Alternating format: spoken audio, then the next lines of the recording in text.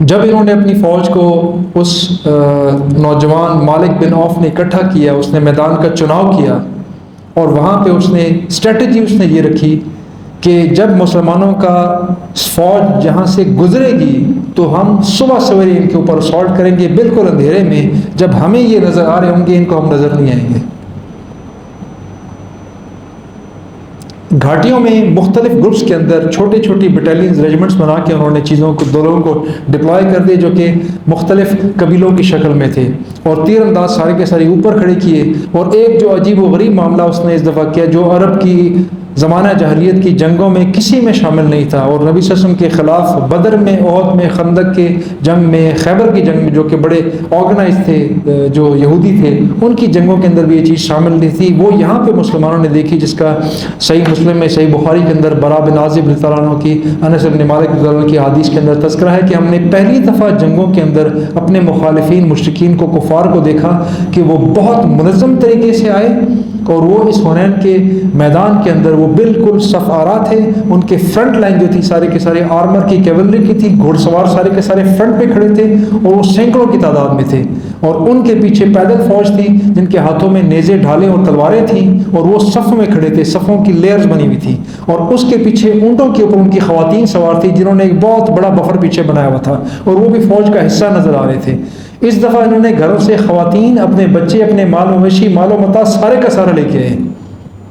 جو ان کا پرانا واریر تھا درید بن سما، اس نے اس چیز کی مخالفت کی، اس نے اس کو سمجھایا کہ تم اپنے بچوں کو، بیویوں کو، اور ان سب کو، وہ اس وقت اندھا تھا، اس کو نظر نہیں آتا تھا، میدان جنگ میں آ کے اس کو جب گھوڑوں کی اور ان کی آوازیں سنائی دیں تو اس نے کہا کہ یہ کیا معاملہ، میں کچھ گھوڑوں کی، بچوں کی، خواتین کی آوازیں سن رہا ہوں۔ تو اس کو بتایا گیا کہ مالک بن عوف نے فیصلہ کیا تھا، اور ہم ساتھ اپنے بچوں کو، بیویوں کو، مال و متاع ساتھ لے کے آئے۔ تو اس نے مالک کو بلایا، اس کو سمجھایا کہ جنگ میں نوجوان جری جو ہیں وہ آپ کے کام آتے ہیں، وہ جنگ میں آپ کے ہتھیار ہوتے ہیں، اور جنگ میں خواتین آپ کے پاؤں کی بیڑیاں ہوتی ہیں۔ اگر آپ خواتین کو ساتھ لے کے آئے ہو تو ان کو واپس کرو، ورنہ تم ان کے سامنے ذلیل ہوگے، تمہارا اس میں، اس جگہ پر، اس زمین پر تمہارا رہنا تمہارا مشکل ہو جائے گا، اور جنگ میں لڑنا بھی تمہارا مشکل ہو جائے گا۔ لیکن مالک بن عوف کا خیال تھا کہ میں ان کو اس لیے ساتھ لے کے آؤں کہ جب ان کو پتہ ہوگا کہ میری بیوی، میرے بچے پیچھے کھڑے ہیں تو میرے پاس لڑنے مرنے کے علاوہ اور کوئی چارہ نہیں ہے۔ دونوں اپنی اپنی اسٹریٹجی کے مطابق سوچ رہے تھے۔ یہی وہ اسٹریٹجی تھی جو بعد میں طارق بن زیاد نے اسپین میں کی تھی، لیکن اس میں ایمان بھی شامل تھا، بہت کچھ شامل تھا۔ وہ جو بیٹل میں، جس کو ہم معاورتن بولتے ہیں، کہ کشتیاں جلا کے آئے، پیچھے ذریعہ تھا، انہوں نے کشتیاں سیلاب اترتے ہی جلا دی تھیں، اس لیے کہ تاکہ واپس آنے کا جب رستہ نہیں ہوگا تو we have to fight and only fight. اس نے بھی وہی اسٹریٹجی کی، لیکن اس سے کام نہیں، بیکاز آف 2 میجر مسٹیکس۔ جب اس نے اس بڑے کی بات نہیں مانی، بڑے نے اس کو سائڈ پہ چھوڑ دیا، اور اس نے اپنی پلاننگ کے مطابق یہ بفر بنایا اور یہ لیئرز میں اپنی فوج کا سارے کا سارا کھڑا کیا۔ مسلمانوں کو نبی اکرم صلی اللہ علیہ وسلم نے، جیسے میں نے آپ سے تذکرہ کیا تھا، غالباً ہفتے کا دن بنتا تھا، شوال کی 6 تاریخ تھی، اور فتح مکہ سے 19 دن کا ٹوٹل وقفہ تھا۔ وہاں سے جب وہ سٹارٹ ہوئے تو نبی اکرم صلی اللہ علیہ وسلم نے حضرت عطاب بن اسید، نوت اسید، اکثر لوگ یہ غلط نام پڑھتے ہیں، اسید نام ہے ان کا، جو مہاجر دوسرے جو انصاری صحابی، ان کا نام اسید ہے، ان کا نام عطاب بن اسید ہے۔ عطاب بن اسید کو انہوں نے مدینہ میں، مکہ میں گورنر، یعنی پیچھے جو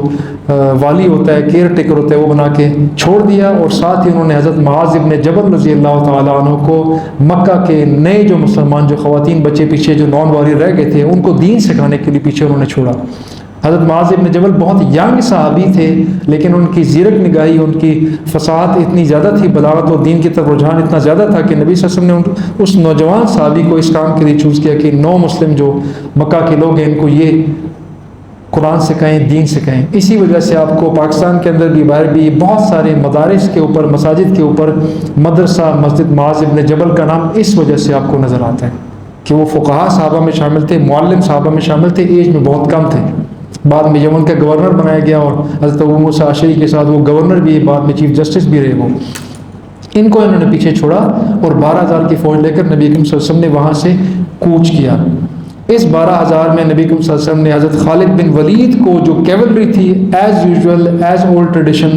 حضرت خالد بن ولید کو نبی اکرم صلی اللہ علیہ وسلم نے دوسری مرتبہ، پہلی مرتبہ فتح مکہ میں اور اب دوسری مرتبہ اس موقع پر کیولری کا انچارج لارڈ ان کو بنایا، اور ان کے ساتھ سارے کے سارے گھڑ سوار تھے، اور گھڑ سواروں کے ساتھ بنو سلیم کا پورا قبیلہ شامل تھا جو کہ نو مسلم تھا، اور اس کے پیچھے مکہ کے نو مسلم جن کو طلقاء کہتے تھے، جن کو ابھی انہوں نے فری کیا تھا، آزاد کر دیا تھا، کوئی ان سے باس پوس نہیں کی، ان کو طلقاء کا ٹائٹل دیا گیا تھا کہ نبی صلی اللہ علیہ وسلم کے آزاد کردہ مسلمان، یہ ان کے ساتھ تھے، اور انہی کے پیچھے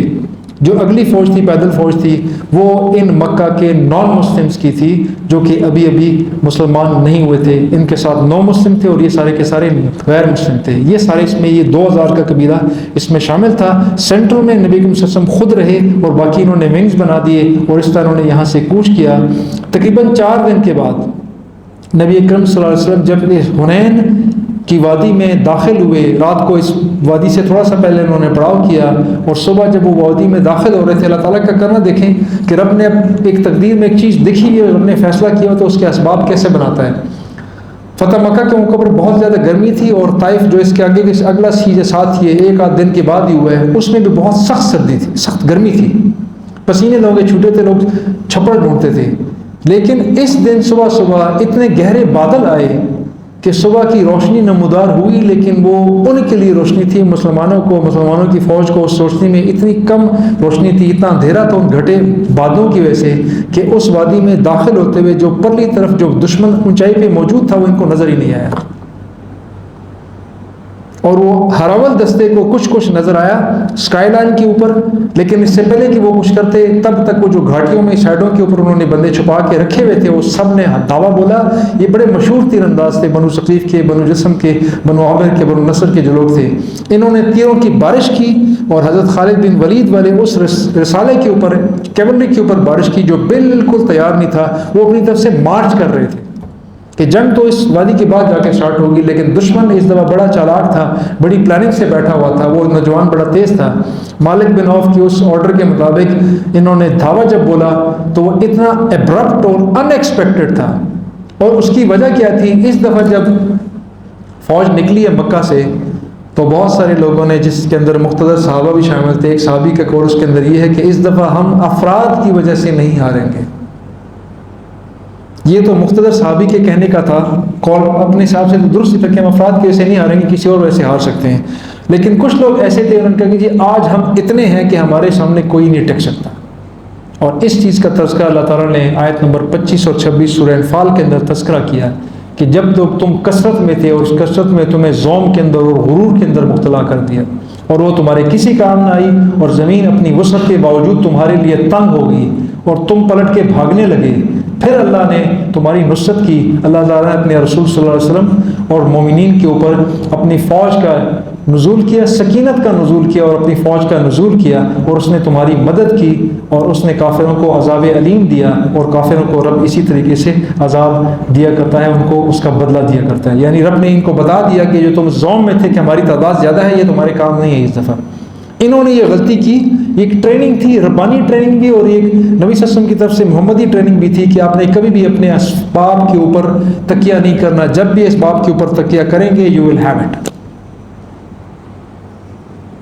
تکیہ آپ نے اللہ تعالیٰ کی نصرت کے اوپر کرنا ہے، دس از ناٹ سم فلاسفی، یہ کوئی تھیوری نہیں ہے، یہ ریالٹی ہے، اور دنیا میں ہمیشہ ایسا ہی ہوتا ہی ہے۔ آپ کے سامنے ابھی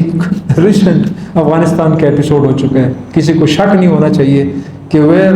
N alliance of 27 states, ISAF کی آرمی، اور دوسری طرف دیکھیں بالکل نہتے یونیفارم نام کی کوئی چیز نہیں ہے، ٹیکنالوجی نام کی کوئی چیز موجود نہیں ہے، اینڈ کیا ہوا سب کے سامنے، بحث کرنے کی اس کے اوپر ضرورت نہیں ہے۔ اللہ تعالیٰ کے قوانین قیامت تک وہی رہیں گے، یہ صرف اس بیٹل اس زمانے میں نبی صلی اللہ علیہ وسلم کے ادوار میں نہیں تھی، صحابہ کے زمانے میں تھی، قیامت تک ایسے اصول رہے گا کہ جو رب کی طرف دیکھیں گے رب ان کی طرف دیکھے گا رحمت سے، اور جو اپنے اسباب کی طرف دیکھیں گے رب ان کو اسی کی طرف چھوڑ دے گا۔ مومن ہو تو بے تیغ بھی لڑتا ہے صباحی، کافر ہو تو شمشیر پہ کرتا ہے بھروسہ، یہ دونوں کا آپس میں ڈفرنس ہوتا ہے۔ انہوں نے اپنے اسباب کے اوپر تکیہ کیا، اللہ تعالیٰ نے ان کو دکھایا کہ تمہارے اسباب تمہارے کتنے کام آئیں گے، اور دشمن ان کے اوپر پڑا، اور انہوں نے ایسے نیست و نابود کیا کہ ودن منٹس وہ کیولری جو گھوڑوں پہ تھی انہوں نے واپسی کا رخ کیا اور وہ بھاگے، ان کے پیچھے پیدل فوج تھی، وہ ان کو رونتے ہوئے بھاگے، اور پیدل فوج اپنے سے پچھلے والی پیدل فوج کو رونتے ہوئے بھاگی، اور یہ ڈھلوان پہ تھی، ڈلوان پہ وادی میں انہوں نے انٹر ہونا تھا. وادی میں انٹر ہونے والے نے دیکھا سامنے سے دشمن پڑا, وہ ادھر سے واپس ہوا اور یہ نیچے سے جو اوپر چڑھائیاں چڑھ رہے تھے ان کے اوپر سے روندے ہوئے ان کو گزر گئے اور ان کو کچھ سمجھ نہیں آیا. ایسا ریٹریٹ سٹارٹ ہوا. اس موقع پر ابو سفیان نے کہا تھا کہ یہ جو سیلاب واپس آ رہا ہے یہ تو ابھی سمندر میں جا کے روکے گا, درمیان میں رکنے والا نہیں ہے. اور اس سے کلیب بن جنید نے کہا کہ اس نے کہا یہ محمد کا جادو جو تھا ختم ہو چکا ہے, اٹس فنش ناؤ,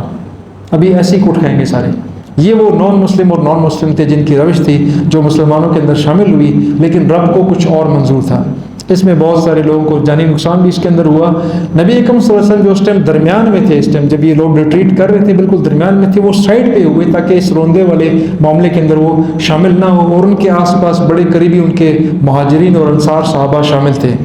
نبی اکرم صلی اللہ علیہ وسلم نے اونچی آواز میں ان سب کو بلایا. بڑے خوبصورت الفاظ ہیں حدیث کے اندر نقل ہوئے, میں محمد بن عبداللہ ہوں, محمد بن عبد المطلب ہوں, میں نبی ہوں, میں جھوٹا نہیں ہوں, سم تھنگ لائک دس الفاظ ہے اس کا ترجمہ ہے. اور اونچی آواز میں پکار رہے تھے کہ انصار واپس آؤ, قریش واپس آؤ, مکہ والے واپس آؤ. پہلے ایک جنیرک انہوں نے کال دی مسلمانوں کو اور واریئرس کو کہ واپس آئیں, اور پھر انہوں نے اس کے بعد اسپیسیفک کال انصار کو دی. جو مہاجرین کو اس لیے کال نہیں دی کہ مہاجرین تھے ہی ان کے ساتھ اور ان سے یہ چیز ایکسپیکٹڈ بھی نہیں تھی کہ وہ بھاگیں, وہ بھاگنے والے نہیں تھے. 20 سال نبی صلی اللہ علیہ وسلم کی ٹریننگ میں رہ چکے تھے, اس سے پہلے بہت مشکل مار کے لڑ چکے تھے, وہ بیٹل ہارڈن تھے سارے کے سارے, اس بٹی میں سے کندن ہو کے نکل چکے تھے. انصار کو انہوں نے کال کی, انصار آستہ آستہ اکٹھے ہونے سٹارٹ ہوئے. لیکن اس میں معاملہ یہ تھا کہ جب انصار کو انہوں نے, نبی صلی اللہ علیہ وسلم نے حدیث کے اندر ہے کہ وہ رکاب کے اندر پاؤں ڈال کے کھڑے ہو گئے. اس موقع پر نبی صلی اللہ علیہ وسلم نہ کسی گھوڑے پہ تھے نہ کسی اونٹ پہ تھے, وہ اس دلدل خچر کے اوپر تھے, سفید خچر جو زینڈیا کے مقوس نے ان کو بھجوایا تھا, اسی کو انہوں نے یہاں پہ بھی استعمال کیا. اور اس کے اوپر وہ کھڑے ہوئے اس رکاب کے اندر پاؤں ڈال کے, ذرا ہائٹ بڑھ جاتی ہے, اور بلند ہو کے انہوں نے لوگوں کو پکارنا شروع کیا. لیکن ان کو اندازہ ہوا کہ ان کی آواز قریب لوگوں کو پہنچی, دور والوں کو نہیں پہنچتی. انہوں نے فوراً حضرت عباس کو کہا. حضرت عباس کی آواز, حضرت عمر کی آواز, ان دونوں کی آوازیں بہت اونچی تھیں, گلے بہت کھلے ہوئے تھے. حضرت عباس نے کہا کہ آپ ذرا اونچی آواز میں چیخیں. انہوں نے اپنے گھوڑے پہ کھڑے ہو کے ہم نے اونچی آواز میں جب انہوں نے چلانا شروع کر دیا کہ واپس پلٹو, واپس پلٹو, اللہ کی طرف, رسول کی طرف پلٹو, تو آہستہ آہستہ لوگوں نے دوبارہ سے پلٹنا سٹارٹ کر دیا. لیکن اس میں یہ پرابلم ہوا کہ چونکہ جانور تو ان چیزوں کو نہیں سمجھ رہے تھے, اس میں گھوڑے بھی تھے اور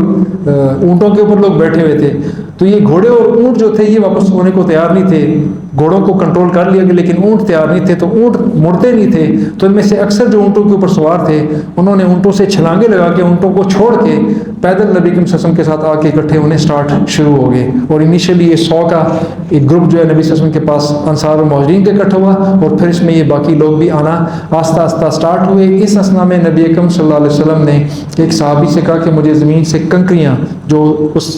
زمین کی جو مٹی کنکری ریت جو مکس تھا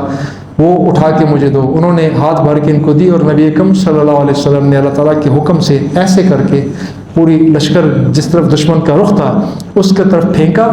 اور وشاعت الوجوہ, ساتھ نبی صلی اللہ علیہ وسلم نے فرمایا دشمن کے چہرے خاکسار ہوں,